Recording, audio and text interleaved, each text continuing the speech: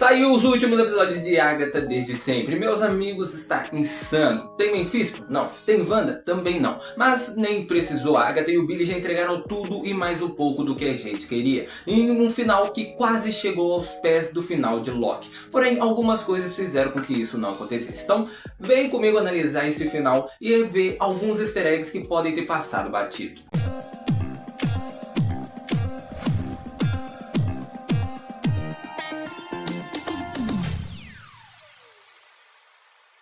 E lá dos Gustavo falando. E eu sei que eu não trouxe aqui no canal a análise dos outros episódios de Agatha desde sempre, mas eu precisava trazer esse final aqui porque tá simplesmente incrível. Claro que tem algumas coisas que poderiam ser mudadas, mas ainda assim é um final muito bom. E já vai se acostumando porque daqui pra frente vai ter muito mais vídeos sobre Marvel e DC aqui no canal, sobre os super-heróis de modo geral. Então caso você goste desse tipo de vídeo, já certifique-se de que você está inscrito aqui no canal e com o sininho ativado, além de dar like nesse vídeo e já comentar os próximos vídeos que você quer ver aqui, sobre filmes, séries, desenhos antigos ou novos, ou da Marvel ou da DC, que se dá pra trazer aqui no canal, eu vou trazer. Então comenta, deixa o like e se inscreve no canal, que é muito importante. Mas vamos lá, o episódio 8 começa com a Alice acordando no pós-vida, né, logo depois da sua morte. Numa pegada muito interessante, já que tem todo aquele trocadilho de ser o outro lado. Então ela meio que vai levantando e o mundo vai girando. O que é muito interessante, ainda mais pelo final do 7º episódio, que é com a Lilia colocando a torre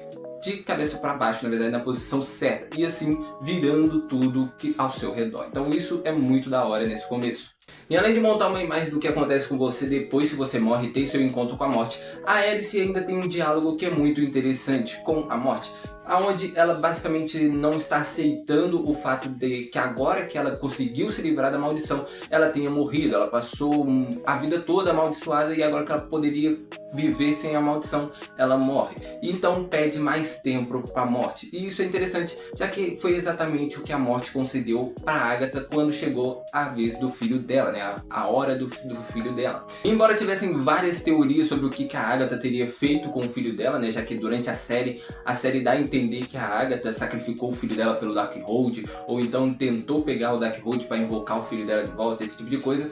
A gente vê que na verdade não, a Agatha conseguiu foi mais tempo com o filho dela, que era para ter morrido na hora do parto, e a morte concedeu para ela, por amor a Agatha, um tempo a mais com o filho dela. E é sobre isso que a Agatha está conversando com a Hill na cena seguinte, onde a Hill diz para a Agatha que deu para ela um tratamento especial, e a Agatha responde que ela não lhe deu nada, apenas levou. A Hill está querendo dizer que ela deu mais tempo com o filho dela, que foi mais do que ela nunca deu para nenhuma outra pessoa. E a Agatha meio que não liga para isso, já que de qualquer forma ela levou o Nicholas. A conversa continua e a morte chama o Billy de aberração, isso porque ele morreu, porém em vez de ir com a morte, ele simplesmente reencarnou no corpo de outra pessoa. E isso vai contra o equilíbrio das coisas, e a morte tem que acertar isso. Porém, ela sabe que se ela simplesmente matar o Billy, ele só vai possuir um outro corpo, e assim sucessivamente, já que ele tecnicamente não está nem vivo nem morto, já que a alma dele não é que nem a nossa, digamos assim. Na verdade, a alma dele foi criada pela magia da Wanda, então ele não pode tecnicamente morrer de fato. Então a Hill faz um acordo com a Agatha, dela entregar o Billy, fazer o Billy se entregar para a morte, e então a morte nunca mais perturbaria a Agatha, e nem quando a Agatha morresse, a morte iria buscar ela. O que explica o final ali com a Agatha voltando como um fantasma. Outro detalhe interessante na conversa da Agatha com a morte é que a morte quase deixa escapar que o caminho das bruxas é falso, coisa que se confirma no episódio seguinte, né, no último episódio, onde a gente vê que a música da balada do Caminho das Bruxas foi inventada pela Agatha e o filho dela, o Nicholas, e que o caminho das bruxas em si, quem estava manipulando toda aquela realidade ali, era o Billy, com base no que ele via no quarto dele, com as imagens presentes no quarto dele. Então tudo aquilo era falso, tanto a música para entrar no caminho, quanto o caminho em si. E curiosamente, o caminho não só dá um círculo completo, como ele acaba no porão da Agatha, onde tudo começou. Isso porque é tudo criação do Billy. E é interessante que a última aprovação seja sobre uma bruxa verde, fazendo alegoria à morte, vida e renascimento, além de uma alegoria óbvia ao Billy morrendo e reencarnando. Numa conversa entre a Jennifer e a Agatha, a gente acaba entendendo que quem roubou os poderes da Jennifer foi a própria Agatha. Só que ainda assim é uma coisa que não fica exatamente bem explicado. Acaba sendo mais porque a Agatha estava querendo dinheiro, mas ainda assim é uma coisa muito jogada ali, tá ligado? Não é algo que eles explicam de fato o porquê que a Agatha fez isso, além de ser apenas por dinheiro. Não faz muito sentido ser apenas por dinheiro. 100 anos, ela deixou a Jennifer 100 anos sem poderes por causa de dinheiro em 1900 e bolinha.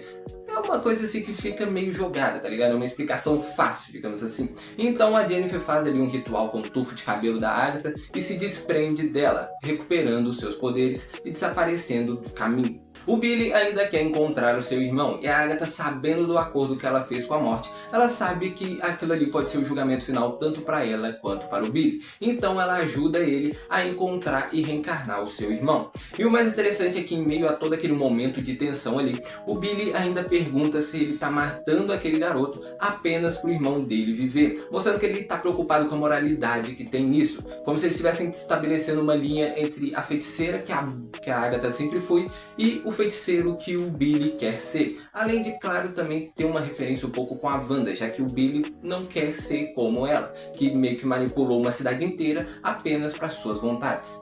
E essa conversa da Agatha com o Billy funciona de duas formas. Uma para explicar a crise de moralidade que o Billy vai ter mais para frente, quando ele percebe que todo o caminho das bruxas quem criou foi ele, e que isso pode ter matado a Sharon, a Alice e a Lilia.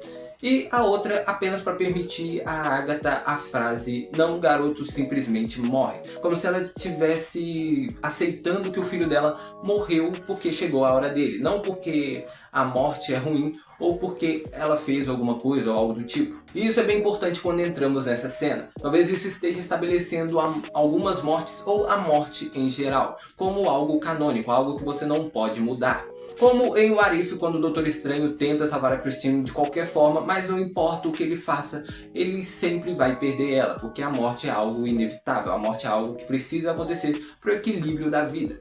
E por isso também a morte chama a reencarnação do Billy de aberração, já que isso vai contra todo o equilíbrio da vida. E toda essa série é construída em cima disso, mas principalmente esses últimos episódios, 7, 8, 9. E a própria Hill diz pra Agatha que não poderia lhe dar mais vida, mas poderia lhe dar mais tempo. E é o que ela faz, dá mais 6 anos da Agatha com o Nicholas. Porém, depois ela vem e busca o Nicholas da mesma forma, porque é algo inevitável, a morte é algo que você não pode evitar de qualquer forma. E tudo isso se conecta com a batalha final, depois que o Wicano aparece, que o Billy aparece com seus poderes totais como Wicano e transfere um pouco de poder para a Agatha. E então a Agatha diz que mesmo com os poderes juntos, eles não vão poder derrotar a morte, porque ela é uma entidade cósmica e para além disso, ela é uma fase natural da vida, então não tem o que fazer. E por isso no final do episódio eles estão discutindo, entre várias aspas, sobre quem irá com ela, já que eles sabem que um dos dois vai ter que ir. Tá que a Agatha já tinha se decidido que quem iria seria o Billy, mas aí o Billy se comunica com ela telepaticamente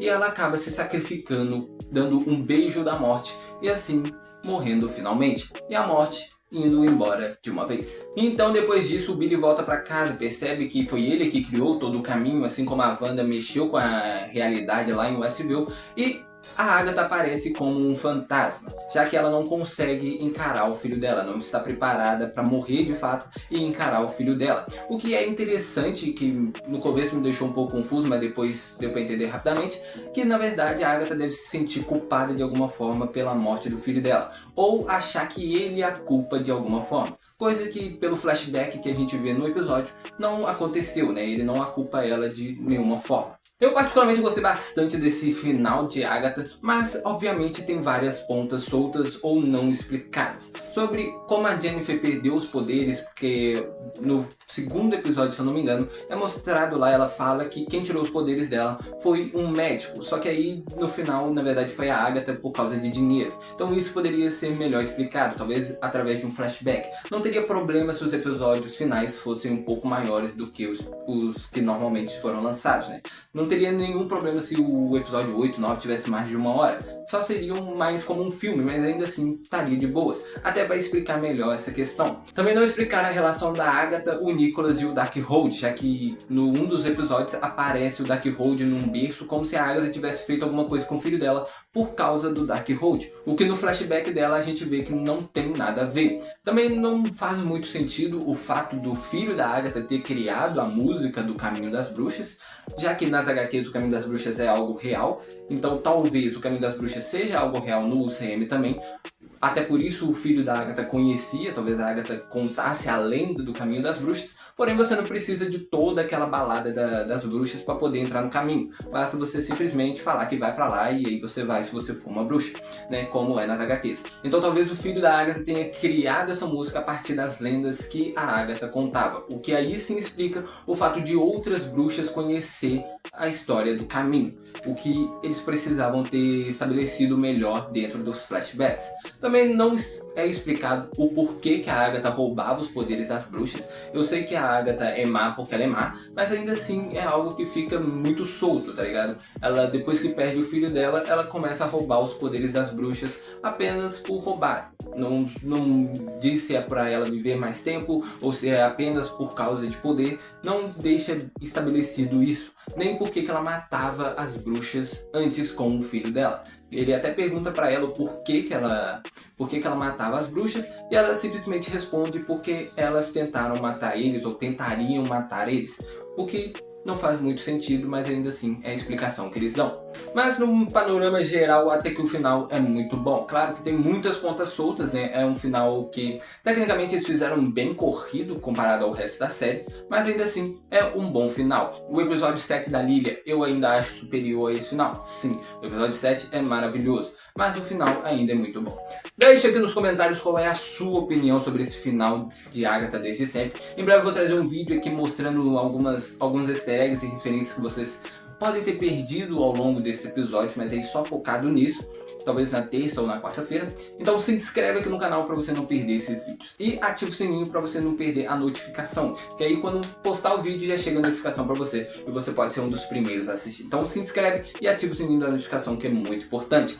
Não esquece de comentar aqui embaixo outros vídeos que você quer ver aqui no canal sobre filmes, séries, desenhos antigos ou novos, que se der para trazer aqui no canal eu vou trazer. Não esquece de curtir esse vídeo, que é muito importante para que o YouTube veja que você gosta desse tipo de vídeo, gosta de vídeos da Marvel e te recomende mais, não só do meu canal, mas de outros canais também, e que o meu canal seja impulsionado para mais pessoas. Então deixa o like, compartilha esse vídeo em alguma rede social, Facebook, Instagram, WhatsApp, TikTok, Shorts do YouTube, vídeo do Instagram, que ajuda demais para que mais pessoas conheçam o canal e venham a se inscrever. Estamos quase chegando aos 2.000 inscritos e eu conto demais com a ajuda de vocês. Então se inscreve e compartilha, que é muito importante. Vocês me ajudam demais e não gastam nada. Então se inscreve, deixa o like, comenta, compartilha. E é isso, até a próxima. Falou, foi!